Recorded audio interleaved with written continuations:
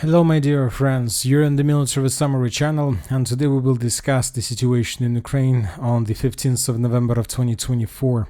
Today we have a lot of very interesting updates, so let's start. First, I would like to start with Germany because one of the most important updates is coming exactly from this territory. Today it was announced that Putin and Olaf Scholz were planning to have a phone conversation, and this is their first conversation in almost 2 years since the beginning of the special military operation.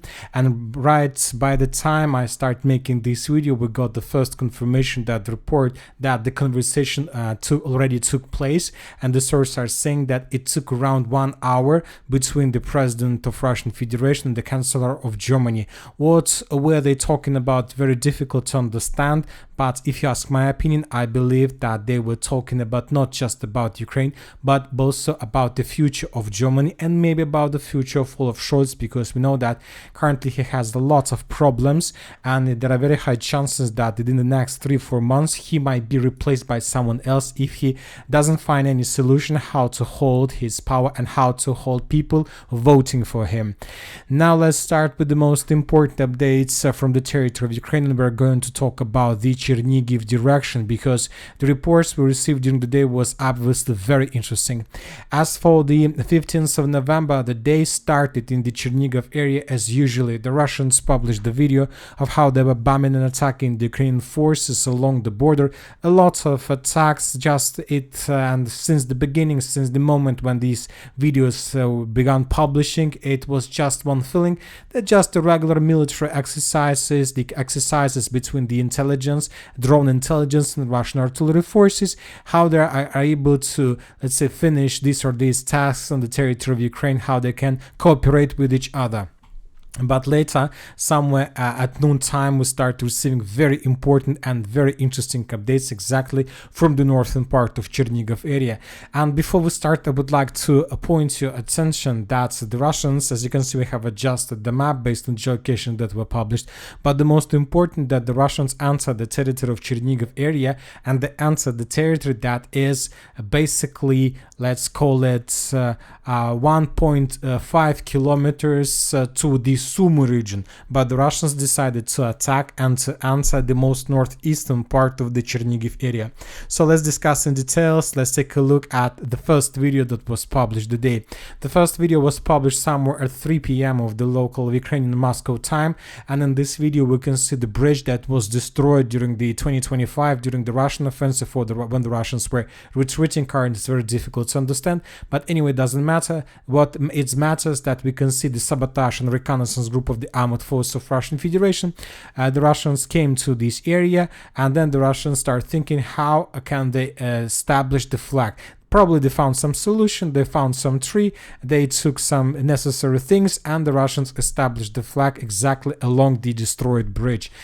Based on this video, some of the mappers, after the video was published, adjusted the map in Russian favor, but once again, this video was published at 3 p.m., somewhere around that, and later the pro-Ukrainian sources reported that that was not the regular army of the Russian Federation, that was just a regular sabotage and reconnaissance group. And then the Ukrainian forces came to the same area, destroyed the Russian flag, and forced the Russians to fall back. So this is the official statement, the official story of Ukrainians, somewhere, let's call it like this, at 4 p.m. of the local time. But later, somewhere at 5 or 6 p.m. of the local time, we received another very important update. And once again, I would like to also point your attention to the final episode of this video. After the Russians raised the flag, the drone changed its camera, and now the drone shows another village, the area of another village, and we can see in the final seconds of the video very heavy explosions. Just a second. This is the moment. As you can see, there was a very heavy explosion somewhere on the horizon, and most likely that we can see the consequences of very heavy clashes between the Russians and the Ukrainians. And later we got another video, probably from the area of explosions. We're talking about this part, another building, another village where we can see a group of Russian forces. This is the village of Muravy, and in this video we can see probably the former library or town hall or village hall or something like this, and we can also see how the Russians were raising the flag above on the roof of this building. Based on this video, we have also adjusted the map in this part of the Chernihiv area. So summarizing everything, we can make a conclusion that the Russians conducted something. We don't know for sure, we can't tell for sure that the Russians began the full-scale offensive operation with the use of a significant number of armored vehicles, tanks, as the Ukrainians started in August in the Sudzha direction. We can't say like that, but we know for sure that the Russians managed to maintain the gray zone.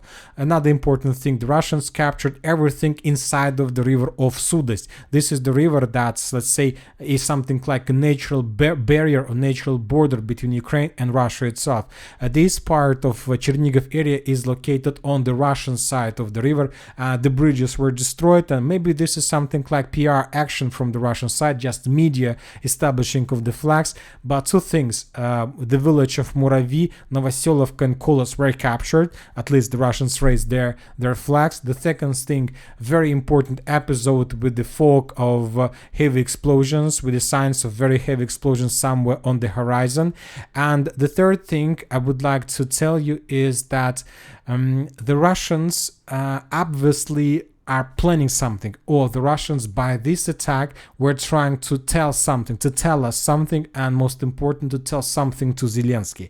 As I see this message, I will try to explain my vision, my understanding of this message from Putin to Zelensky. Since the 11th of November, the Russians began the full-scale offensive operation, and now the Russians are attacking the Ukrainians in the Orekhov, in the Gulay-Pole, in the Velika Novoselovka, in the Kurakhova, in the Pokrovsk, in the Toretsk, in the Chasiv Yar, in the southern Kupiansk, in the northern Kupiansk, in the Kupiansk, in Kharkiv, in Sudzha directions. The Russians are attacking everywhere, and we see that at many places the Ukrainians are not able to show any resistance, almost any resistance at all. And we are not talking about secondary positions, secondary, let's say, front lines. The fresh example that is coming to my mind is the situation in the northern Kupiansk, where we have adjusted the map completely in Russian favor, because today we got 100% sure confirmation that the Russians entered the northern Kupiansk not just with the forces from sabotage and reconnaissance group. The Russians entered the northern Kupiansk with the regular army and with a significant number of armored vehicles, in-fighting infantry vehicles, tanks, and many other different weapons. And the Russians continue this process. And this video shows us, first of all, that such an important strategical point as Kupiansk, the Ukrainians lost after the probably of several days of clashes without showing any resistance. And the message that Putin tried to show, to send Zelensky by the Chernihiv offensive operation sounds as following. Zelensky, take a look at your front lines, and you see that you can't hold the lines almost anywhere. So imagine yourself what is going to happen if one day I launched an offensive operation in the Chernihiv area. Not like the work of sabotage and reconnaissance group, but the same operation as you carried out on the territory of Sudzha. I believe, Putin, you will not be able to stop the Russians, to stop us, and most likely we, the Russians, I'm trying to quote Putin possible message, we will be able to get the city of Kiev. So this is the message, and obviously the main point of this message, first of all, is political, and he wants once again to force Zelensky, don't play games with Russia and to start negotiation process, because this is going to be much more comfortable and much more valuable for Ukraine rather than continue the special military operation under support of European countries. Maybe also this is the reason why Scholz called Putin. Maybe he tried to stop the Russians and ask Putin not to open Chernihiv front line or something like this. Maybe this is also an option. Anyway, sooner or later we're going to understand everything. We are waiting for the Ministry of Defense report. It's very interesting how the Russians are going to report in their daily reports about the situation. Will they confirm control over these villages or not? And in the most important question, which group of forces is responsible for this direction? The group of forces north, or the Russians are planning to create another group like the group of forces Dnipro that is responsible for the territory between the city of Kherson and the city of Gulay-Polye. And now let's go to the front lines and first we're going to start with the Zaporizhzhia direction. Few things I would like to remind you. The Russians began offensive operation. Now there are no doubts about this. This information was provided by different military experts. The Russians are moving, the Russians are attacking in three directions: in the direction of Orechov, in the direction of Gulay-Polye, and of course in the direction of Velika Novoselovka. Two groups are involved in this operation: the group of forces Dnipro and the group of forces East. The group of forces East attacks in the direction of Velika Novoselovka and further to the east. Everything to the west is the area of responsibilities of the group of forces Dnipro. So this is like the common things. Important statement and important situation took place on the 11th of November. The Russian sources published the video. The Russians published the video how they were not investing inspections. So on the 11th of November, the Minister of Defense of Russian Federation provided information about the situation, about the things that happens in the group of forces Dnipro. Russian Defense Minister Andrei Belousov held a working meeting at the command post of the Dnipro group of forces, where he heard reports from the command on the current situation, provision of troops in the area of the special military operation, and the nature of the actions of the Ukrainian armed forces. Usually it doesn't matter who is the Minister of Defense, Belousov or the former Shoigu. Every time after another inspection, another offensive operation started by the Russian forces. And most likely, as when talking about the Zaporizhzhia direction, there is no exceptions. So 4 days ago, the Russian Minister of Defense inspected this territory, and now we see the full-scale offensive operation in the area of responsibility of the group that was inspected. Now let's talk about the changes on the ground. Let's go to the 15th of November. This is the situation by the end of the 15th of November, and as you can see, the Russians during the previous 24 hours managed to maintain the gray zone and to get as close as possible to the city, to the village of Novodanilovka. At least that was stated by neutral mappers and by pro-Russian mappers.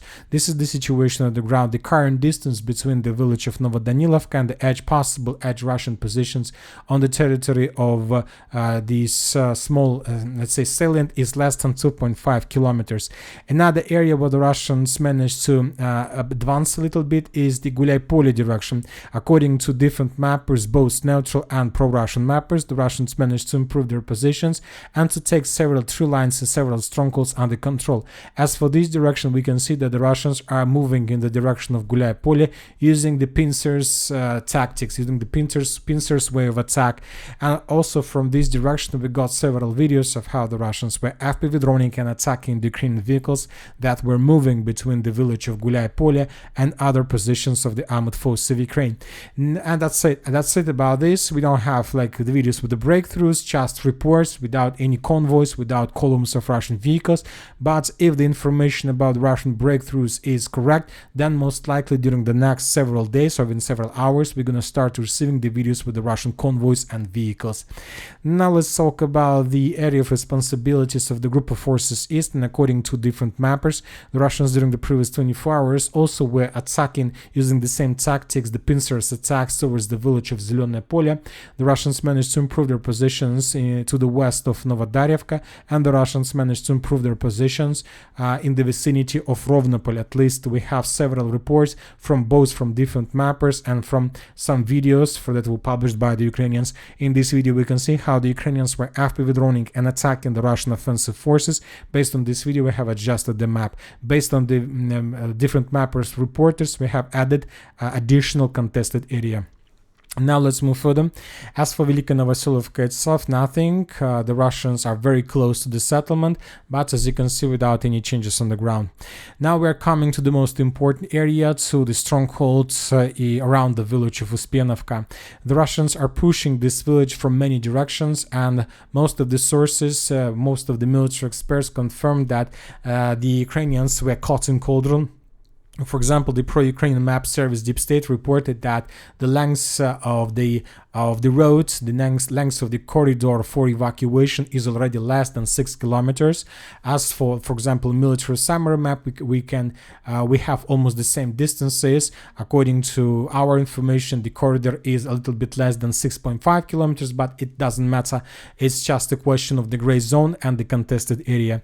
Anyway, 3 kilometers from the south and 3 kilometers from the north. Obviously, the Ukrainians lost any possibilities for evacuation from this area, but they're trying to do this, they're trying to conduct this, trying to avoid and escape the situation, a similar situation that took place in the city of Ugledar. Furthermore, the Russians also understand that Ukrainians may try to escape the encirclement, so that's why they began offensive in the direction of Sukhi Yali village and river.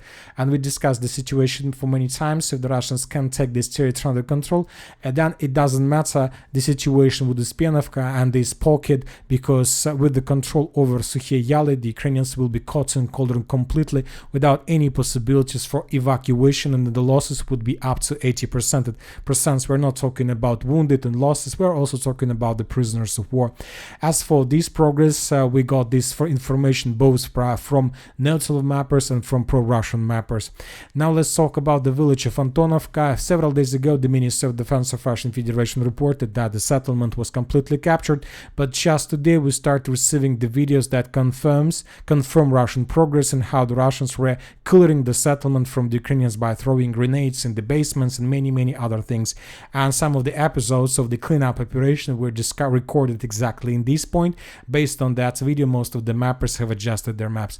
And now the most important question: if the Russians manage to take under control this stronghold, the core of defense in the southern part of this pocket, if the Russians establish control over this cauldron, the Ukrainians will lose any possibilities for normal evacuation. So that's why I believe that as for now, as for the end of the 15th of November, the Ukrainians will not count losses but to hold their lines here while the forces from the fields are retreating. Today we got several changes on map exactly about this. For example, neutral mappers reported that the Ukrainians have already abandoned significant number of square kilometers between the Russian positions and their positions, and the Ukrainians are continue their process, and I will not be surprised if tomorrow some of the mappers will adjust the map at least by this yellow line, and basically the Ukrainians will retreat from these villages without any resistance, and that's it. These villages were already reduced to ruins since the beginning during the special military operation, but as for now I'm not sure about any resistance from the Ukrainian side. As for the village of Dalnya, neither the Ministry of Defense of Russian Federation nor geolocations confirm control over the settlement, but different mappers already reported that the village was captured, and this is very important progress of the Russians. They managed to dig in deeper between two Ukrainian strongholds in the village of Uspienovka itself and the city of Kurakhova, and most likely the Russians will continue. I'm waiting when the Russians will start publishing the video from another side of the road, somewhere in the direction of these facilities. If the Russians are able to, at least when the Russian sabotage and reconnaissance group are able to reach these lines, this is going to be another part of disaster for the Ukrainians in the Kurakhova direction, and most likely we're going to see this. As for the city of Kurakhova itself, the Russians are trying to pin the Ukrainians down by bombing their positions with the different FABs. We have a lot of videos with FAB 1500. We have a lot of videos of how the Russians were bombing the positions of the Ukrainians with FAB 500. So the Ukrainians can't evacuate, can't escape the city of Kurakhova from one side, and from another side they can't help and can't support their flanks while the Russians are attacking. No doubts the Kurakhova is going to be a very big and huge disaster for the Ukrainians, and most likely the consequences of this disaster we're going to feel and going to see during the next 6 or 8 months of the special military operation. As for the northern direction, the story is the same. The Russians continue advancing from the village of Ilinka towards the village of Berestki, and pro-Ukrainian sources have already reported that after the occupation of Ilinka, the Russian armed forces continued assault operation on Novo Ilinka and Berestki. There are very heavy clashes already on the territory of these two settlements. Most likely tomorrow or the day after, some of the mappers, reliable mappers, will adjust these territories in Russian favor. Now let's move further. We have additional changes on the ground to the west of Selidova. The Ukrainian sources published the video of how they were were FPV droning the Russians between these tree lines and the fortifications. A lot of episodes, some of them were geolocated, and based on the geolocations we found, the map was adjusted. So this is the situation by the end of the 14th of November. This is the situation by the end of the 15th of November. The village of Yurivka, the village of Novoalexeyevka came under complete Russian control, and most likely tomorrow the Minister of Defense of Russian Federation will provide us this information. As for the villages of Pitrivka and Grigorovka, both settlements were captured by the Russians. At least this information was provided us by different mappers, mainly of neutral on pro-Russian resources. Now let's move further. Let's talk about the city of Toretsk. There are very heavy clashes. The Russians published the video of how they were FPV droning the Ukrainian forces all over the line of combat contact and behind the city in the Toretsk agglomeration. And based on this video, came to conclusion that the Russians resume or about to resume their offensive operation with the purpose to force the Ukrainians to fall back from the territory of the settlement. Once again, there are very heavy clashes, and the most important, the Russians have certain focus over the main supply roads that go to the central part of the city itself. By cutting the supply roads, the Ukrainians lost any chances, any possibilities to hold their lines for a very long period of time. The Russians are about to finish the cleaning up of the territory between Klishchevka and Kurdyumovka. As for the city of Chasiv, nothing special. As for the Siversk direction, during the previous 24 hours, according to different mappers, the Russians managed to improve their positions in the vicinity of Fyodorovka. The Russians captured the true line completely, and they reached the outskirts of the settlement itself. Maybe tomorrow, the day after tomorrow, we're going to start receiving first videos of clashes on the territory of the settlement. As for the Siversk, nothing special. The Russians continue bombing and attacking the Ukrainian temporary deployment point without any changes on the ground. Now let's move to the Kupiansk direction. As for the southern Kupiansk, nothing special. The northern Kupiansk, we have report that the Russians managed to move further to the south from the village of Pershatravneva and to take under control the village, 50% of the village of Kopanki. At least this information was provided us by neutral mappers and by different pro-Russian resources. Most likely tomorrow, the day after, the village would be captured completely, and after that the Russians will try to outflank Ukrainian positions in the villages of Novosergeyevka, Novoigorovka, Nadia and Sergeyevka. So everything that is located inside of this pocket would be captured by the Russians within the next 2-3 weeks. Now let's talk about the northern Kupiansk direction, and today we have no doubts that the Russians managed to secure completely the northern part of the settlement.